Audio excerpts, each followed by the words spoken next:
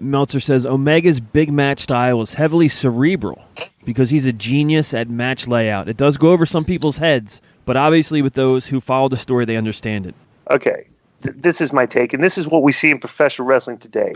Okay, is that we have like guys like us. We've been in the business 25, 30 years. Okay, we were brought in. We were broke in during the period of time before like the dirt sheets. You know, I didn't know what a dirt sheet was until I got in the business. Somebody had it in the locker room. Just, hey, what's this, right?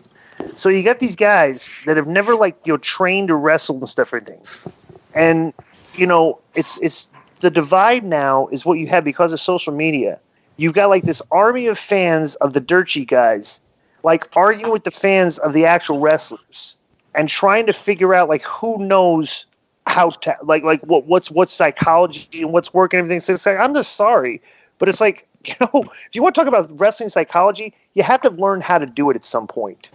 Would you guys agree with that? That you should at least go through the training process of finding out how to wrestle before you talk about what good psychology is in a professional wrestling match? Will we all agree with that? What do you think, Vamp? I completely understand and agree with your point. I'm guilty of not learning. When I started in Mexico, I just showed up in Mexico, and I was very fortunate to have a character that hit. And I learned as I went along. It took me about 3 years to semi-understand psychology, because in Mexico, especially at that time, there wasn't any, at least not that you and I or anybody else in the United States would understand what psychology is. So I was real guilty, but at the same time, I wasn't guilty because nobody told me. I just kind of assumed and figured it out as I went along, working in other countries and learning with other older veterans who took the time, or watching tapes. But yeah, at today's day and age, I believe that because of social media, like if you and I wrestled tomorrow in Australia, everybody would see that live. Mm-hmm. So if we come back to Birmingham, Alabama, we got to be careful of what we do, right? So that we're not just repeating things. We have to, because fans are more savvy now, even though they're still markish and all that kind of stuff. I guess I don't know. I don't really pay attention, but I believe the wrestler needs to tighten his game up a little bit and not just go through the motions and get a payday. Okay, what do you think, Konnan? What was the question? It's like, okay, do you have to, there's this big thing now. Meltzer's like, Meltzer has fans. It's like politics. Right. He's got like fans that agree with his opinions. The guy's never trained to wrestle before, ever. And he's like trying to argue with a guy that's like a legend in this business over psychology. And I'm like, I just think he's out of his league when he's having these conversations. It's like I'm not going to think that this guy has any clue like how to lay out a match or talk about psychology. Yeah. If you would have asked me like that, sorry, Carlos, I agree with you. Meltzer's never been in the ring. He shouldn't be. He shouldn't be in that conversation. That's just right. Me. Yeah, and it's fascinating that we have these conversations on social media. But it's weird. It's like a thing. Like I get offended. And it's not offended, but I just take offense, okay, when I see online when fans think they know more about this than I do. It's like, dude, like how do you think when I don't mind fans being critical, but when they try to wax poetic and try to explain things to me, like I don't know like some of the things that they're talking about, they're educating me. It's like I just think there's way too much of that online, and it gets too much traction. Like all these people that have podcasts and shit and everything, I call them the fake experts. And like the fake experts are having too much say in the business. And you look at the business, like, shit, there's not as many people watching as it used to be. And I just wonder if the fake experts kind of like shape the way the guys work a lot these days. And then they're like doing styles that don't draw. And it's just like, and you just want, and it's like, why don't you just, everybody, instead of like, thinking that we're outdated and we don't know what we're talking about, let's not forget that, Vamp and Konnan, used to sell out places in Mexico on top. Like they know how to draw. I wrestled in WCW. We were selling out and we were drawing high ratings. It's like we kind of know what we're doing, and it's like when the fans are kind of act like we don't know what we're doing. It's like, dude, it's like it's like this isn't difficult. It's not a hard equation to follow. But that's my take on that. I just thought it was great. I just think it's funny that Cornette and Meltzer are having a public divorce because they've been supporters of each other over the years. Tell Meltzer to go do a tour on all the independent circuits in the world and see how he draws, and then see if he has a different point of view once he's done it. Yeah. But everybody was critical of McGregor and Mayweather. Right. Well, you get in the fucking ring and fight him on your first fight. Right. Go do it. Do better. What did you think about that? I thought it was awesome. I mean, it's highly entertaining. I was because the funniest thing is like, you come out of that and like you're thinking going in, they're like, okay, if this is a shoot, Mayweather should like knock him out in 2 or 3 rounds, right? But then you watch the fight, it's like, damn, McGregor's making a pretty good showing in here. He doesn't look like he's a punk. It doesn't look like he's gonna get jobbed out of it. And it was just a highly entertaining spectacle. He was in the fight.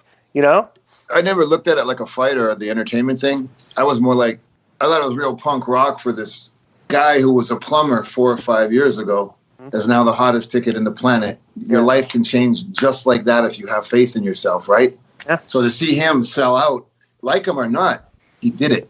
Well, that's kind of like it kind of mirrors like the career you had, and Konnan too. You guys broke in and went to the top really quick. Like how long before from the time that you had your first match?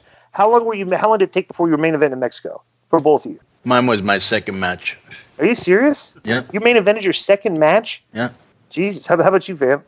First match? Wow. You guys, how did you do that? You just like you just look better, like you look better than the other guys or something, or that's kind of weird. It's so hard to explain. It's the same thing as the Meltzer situation. If you haven't spent significant time in Mexico, it's hard for us to explain it to you because it's not explainable because it was such a potent, powerful moment. I don't know why we had the success we did. I don't know, but it was just that point in time. And I'm telling you, I can kind of tell you real quick. Vamp was a very unique look. That rocker look that nobody else was really doing because you had guys like Jerry Estrada who had a rock and roll gimmick. What year is this, by the way? 89, 90. Yeah, and then tattoos weren't like. Right, no. It was kind of like a thing, but it wasn't like we hadn't hit the tattoo age yet where girls got sleeves now. And so, but it's worse than that because you, like he says, if you don't live in Mexico, it's hard to understand. When he broke in, tattoos, only gangsters had it and criminals had it. So it was not actually a very, mainstream look, you know. But anyway, so he had a great look. And very charismatic, and that was it, bro. That's all it took, When you saw him, when I got there, Carlo, I think he was there a year or two before me, but you can't understand. I tell him all the time, and I think I still have the magazine in Canada because I kind of kept everything for the first year and a half. Then I was over it. You know what I mean? But there's a picture of him. Correct me if I'm wrong, Carlos. And you're in my documentary, all of my fucking movie.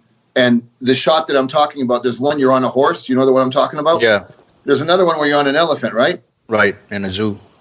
Dude, you can't understand. Konnan's biceps were the size of the fucking elephant's head. We were just like, what the fuck is that? Yeah. So when you had it, because when he came to Mexico like that, you got to remember, man, there was nobody.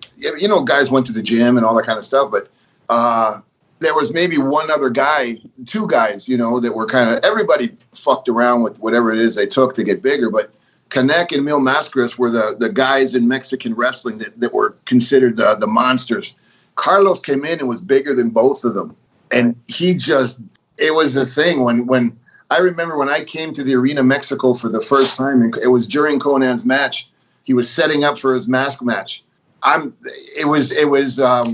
It's almost like when you go see a rock show and the band comes on and they play the hit song, or the first time back in the 80s when you saw Hulk Hogan and the place went crazy. When Carlos appeared and he would do his comebacks and stuff like that, because not only was he very muscular, but he was also going move for move with the high flyers at that time. So it was like, holy shit type stuff. You know what I mean? Because it was like, even if I was like, fuck, I got to go to the gym so I can catch up to that guy. There was no way. Not back then. He was just this fucking mountain. But let me just add one thing that this is probably, I've never seen any wrestler do this though. Di.